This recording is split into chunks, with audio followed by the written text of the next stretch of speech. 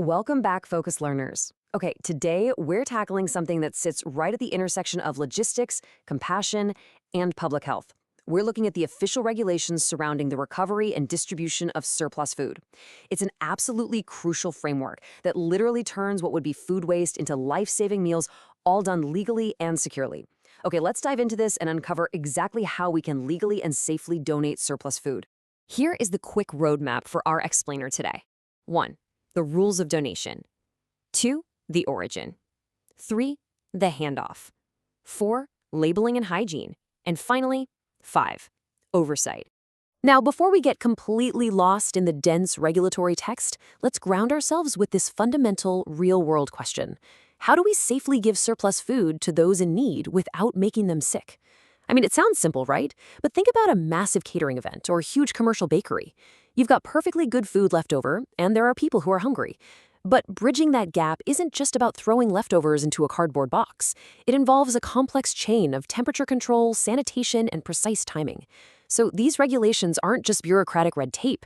They're a vital, practical playbook to ensure that an act of charity doesn't inadvertently trigger a public health crisis. So moving right along, Section 1, the origin, the food donor's responsibilities. To really understand this whole ecosystem, we have to look at the two main players involved. We've got the food business operator, that's our donor, versus the surplus food distribution organization. And this brilliantly illustrates the division of labor here. The donor's overarching goal is to supply food that is 100% safe, ensuring it's handed over well before its expiry date, and critically, they have to give advance notice to the distributor so the clock doesn't just run out on the food's shelf life. The distribution organization, on the flip side, is the logistical powerhouse. Their job is to obtain food strictly from these licensed, reliable sources and guarantee the proper facilities for safe transport, storage, and even reheating. Basically, they're two halves of the exact same vital mission. Let's zoom in on the donor's specific action items before that handoff even happens. Look, if you're running a food business, you can't just toss all your surplus into a single giant bin. First, you absolutely must strictly segregate perishable food from non-perishable food. Next, that segregated food has to be packed appropriately to avoid any cross-contamination. You also have to store this surplus in completely hygienic conditions at the optimum temperature to guarantee its safety right up until the distributor pulls up. And finally, and guys, this is a massive compliance point, surplus food must never, ever be kept with any waste material, period. It has to be treated with the exact same respect as the food you'd serve to paying customers. All right, let's shift gears. Section 2, the handoff, the distribution organization's role. Once the distributor steps in, the physical handling follows 4 very strict steps. Step 1. The food must be picked up in clean, covered containers. And these containers absolutely must have date markings, specifically the pickup date and the use-by date. Step 2 is transportation. You can't just throw this in the trunk of a regular car. The vehicles have to be clean and sanitized.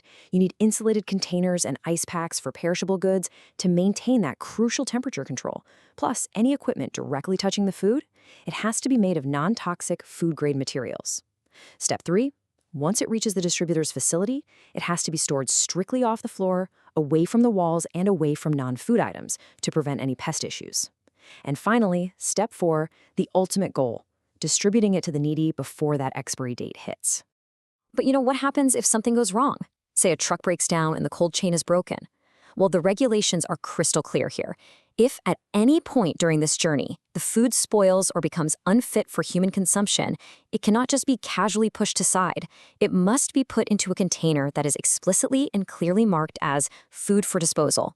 This is a vital failsafe, right? It ensures that spoiled food doesn't accidentally get mixed back into the viable surplus and served to vulnerable people. Moving on to Section 3, critical details, labeling and handling.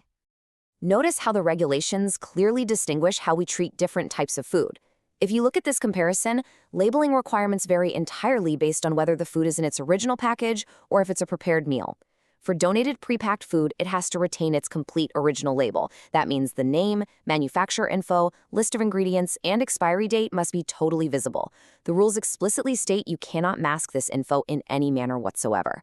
On the other hand, donated prepared food, like say a huge batch of cooked rice or a tray of curry, requires specific handwritten or printed details. You need the name of the food, the source, the date of preparation, the absolute last date of consumption, and crucially, you must specify whether the food is vegetarian or non-vegetarian. Transparency is just non-negotiable here. So the crucial point is the number 7, specifically 7 degrees Celsius. When surplus food is stored by the distributor, any refrigerator used must be strictly maintained at a temperature below 7 degrees Celsius to halt bacterial growth.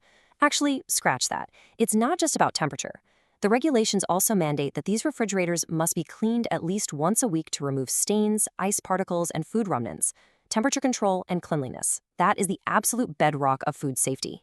Now, what about the people actually handling the food? Let's breeze through this checklist because the hygiene rules for all employees and volunteers are, well, they're stringent. Anyone coming into direct contact with the food must have trimmed nails and wear clean outer garments. They must wash their hands frequently, especially after eating or using the washroom. Any cuts, boils, or wounds must be completely covered. Absolutely no one is allowed to handle food if they have a communicable illness. And finally, there is zero tolerance, none, for eating, drinking beverages, or using tobacco in any form in areas where food is exposed or where equipment is being washed. The overriding requirement here is that every single employee and volunteer must receive proper training in health and personal hygiene before they even start. All right, let's zoom out a bit. Section 4, the oversight, monitoring, and records. So how does the state ensure that this entire surplus food system works smoothly, legally, and safely? The answer lies in strict record keeping and dedicated monitoring. First, both the food donor and the distribution organization are legally required to maintain meticulous records of the surplus food they handle. But they aren't just policing themselves. The Commissioner of Food Safety for the state actually constitutes a state-level monitoring committee. Now, what's really interesting is the makeup of this committee. It's not just bureaucrats. It consists of members from state enforcement agencies, the Department of Consumer Affairs, non-governmental organizations, a representative from the distribution organizations themselves, and industry stakeholders. This incredibly diverse committee oversees operations, makes recommendations for improvement, and can even conduct health and hygiene training programs. Furthermore, the broader food authority is responsible for issuing the overall guidelines on exactly how to safely collect and retrieve food that is nearing its expiry. We've covered a lot of regulatory ground today, from temperature controls all the way to labeling requirements. But I want to conclude by leaving you with this direct quote from the regulations. Surplus food shall be distributed or served to the needy before the expiry or until food is fit for human consumption. These guidelines might seem strict and the paperwork might seem dense, but the ultimate mission is incredibly noble. It's about taking the abundance we have and safely, effectively feeding people who need it most. It proves that with the right structure, empathy and safety can absolutely go hand in hand. But it really begs the question, how much perfectly good food is your local community throwing away right now simply because businesses don't know this playbook exists? Thanks for joining me on this explainer, and stay curious, focused learners.